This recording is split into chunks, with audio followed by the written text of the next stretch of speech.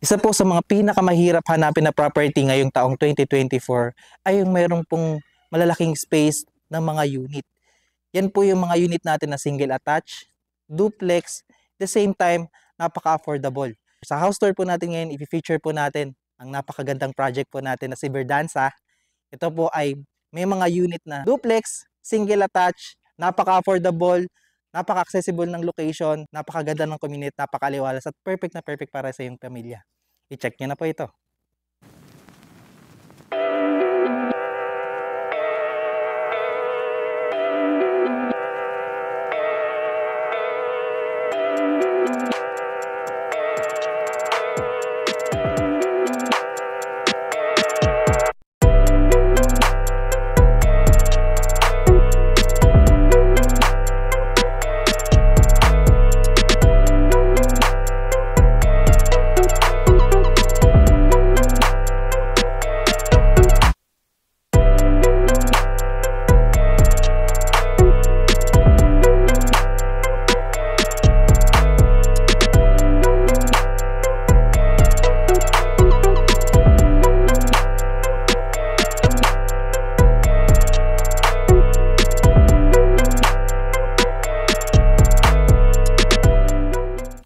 Good day mga Kayor Homes. Nandito po tayo ngayon sa Pinagtipunan, General Trias, Cavite.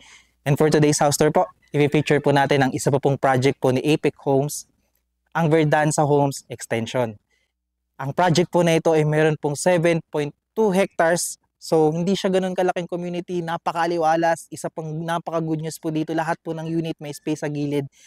Dahil dalawa lang po ang option natin dito. Meron po tayong mga single attached at duplex unit. So pag ganun po ang mga unit natin, malalaki po talaga ang space niya at meron po tayong additional space sa ating mga gilid. Kaya medyo mas maaliwalas po yung ating bahay. Nakikita nyo po sa likod ko yung mga unit po na i-expect nyo sa turnover.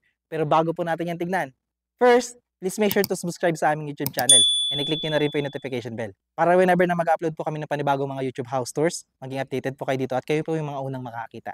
Kami rin po ay nasa Facebook, nasa TikTok. So please make sure to click like and follow para maging updated po kayo sa aming mga postings at i-uploads. Again, ako po si Carlo Felices together with my team sa likod po ng camera. And welcome po kayo to another Your Homes house tour.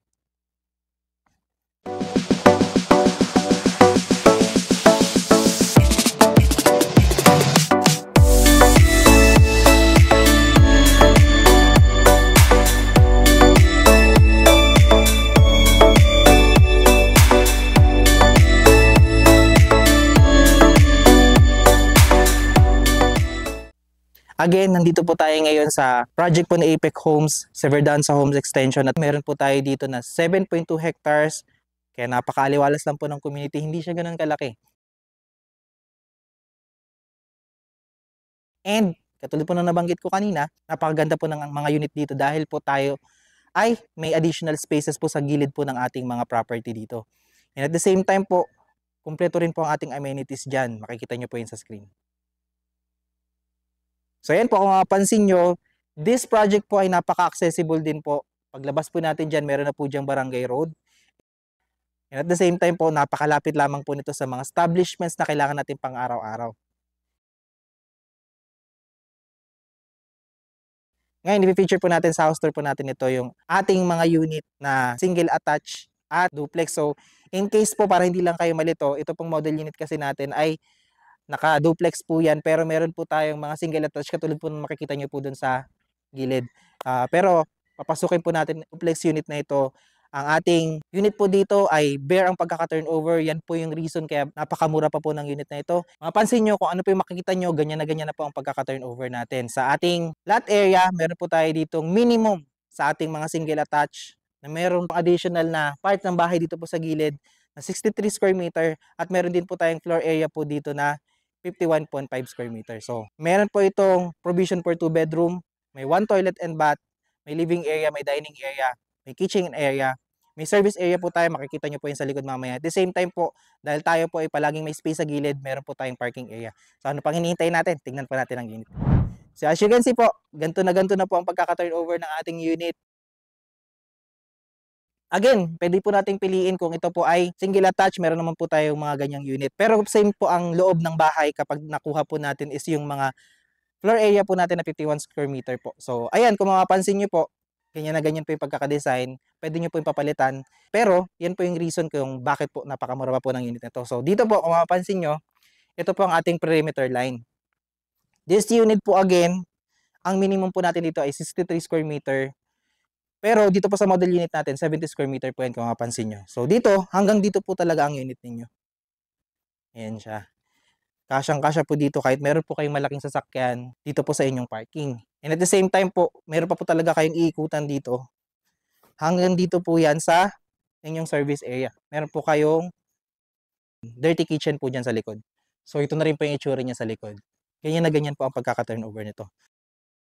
So ngayon, dito po, as you can see, dito po sa ating harapan, meron po itong 2 meters na setback bago po tayo magkaroon ng or bago po dito sa sidewalk po natin. Tignan po natin ang loob. Tara. Pagkapasok po natin, naka-hardwood na po ang ating pintuan. And bago natin i-proceed yung house tour po natin, katulad po na nabanggit ko kanina, bare po ang pagkaka-turnover ng ating unit. So, plain cement finish po yan. Sahig, ang ating walls at yung ceiling po natin. Maganda na rin po yan, parang i-finish na lang po. Ang kagandahan po talaga pag bare, kayo po yung makakapag-decide ng pagkaka-design po ng inyong unit. So, dito po, as you can see po, dito po ang ating living area. So, dito po sa living area natin, ang laki po ng space niya. And, meron pa po tayo dito ang additional space na pwedeng gamitin as a storage dito po sa ilalim ng ating hagdanan. So, mamaya, explain po natin dito sa hagdan. Pero ito po, napakalaki niya pa po para sa ating living area. Pwede po kayo maglagay ng sofa dito. Pwede niyo pong ilagay dito yung TV. Or kung ano po yung gusto niyong gawing idea dito po sa space po na to.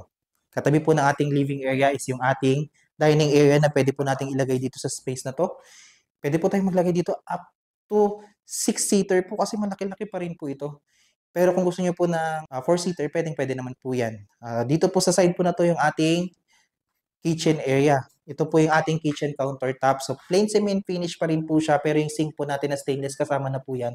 At syempre, yung ating gripo kasama po yan. So, ito na po yung i-expect natin sa turnover. Minimal. Ang dami ko pong na-imagine na pwedeng gawin. At the same time, dahil tayo po ay single attach or duplex po ang mga unit dito, meron po talaga tayong bintana sa side po na to. Kasi ito po sa atin pa rin po yung side na yan. So, dito po, pwede kayo maglagay dito ng refrigerator. So, may saksakan na rin pong nakaredy dyan. Katabi po ng ating dining area, dito po yung access po natin para sa service area. Ito po yung tinignan natin kanina.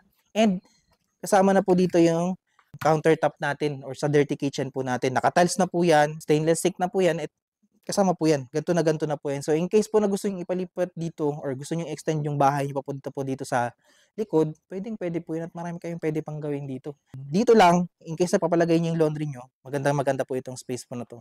Ang laki niya pa po. Yan po talaga pag 63 square meter yung inyong floor area. So dito po, nakasarado lang yung ating CR. Pero dito po sa CR po natin, ito po ay complete na po yung sa sahig po banda at saka sa onting part po ng walls. Kasi meron na po yung tiles, kompleto po yung fixtures niyan.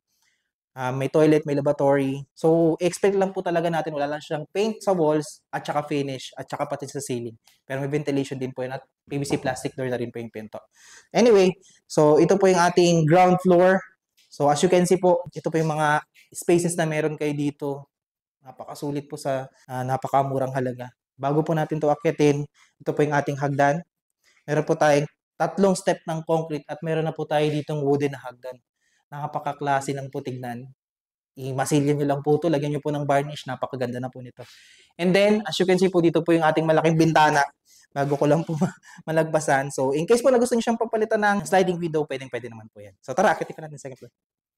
Dito po, pag-akit natin ng hagdanan, tamang-tama po ang ating space. Kaya po hindi po mahirap umakyat at mag-akit ng mga gamit kapag tayo po ay maglilipat na. So, as you can see po, dito po sa ating second floor, katulad po nabanggit ko kanina, tayo po ay bare turnover.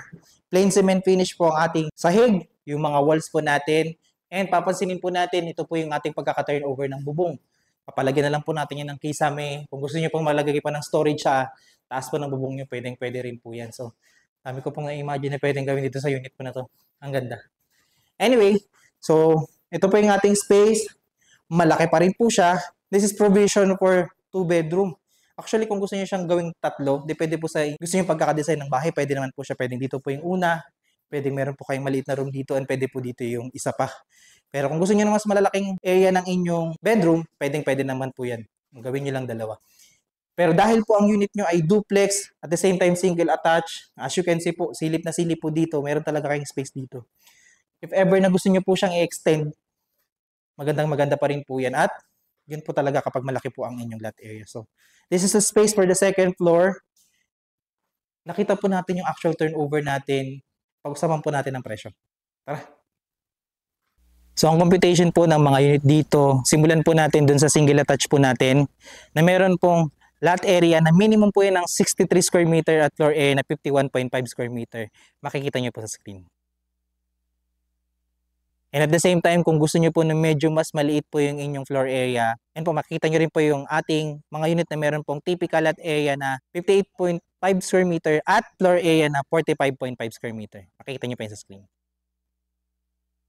So, pare-parehas po yan na 15,000 po ang reservation po natin.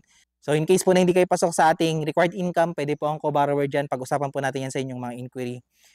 Kung meron po kayong mga katanungan regarding this project po, and at the same time po, kung gusto nyo po magpa-pre-tripping po sa amin, you can contact us sa number po na makikita nyo sa screen, at nandyan din po yung aming Facebook page.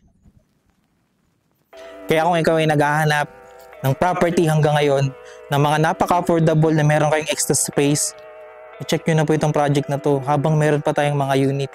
Madali lang po kasi ito maubos, lalo na po napakaganda po ng project po na ito at napakasulit. Kung hindi pa po kayo nakasubscribe sa aming YouTube channel, please like, share, and subscribe na rin po para maging updated po kayo sa mga bago po naming i-feature na bahay na kagaya po nito. Again, maraming salamat po sa panonood at magandang araw.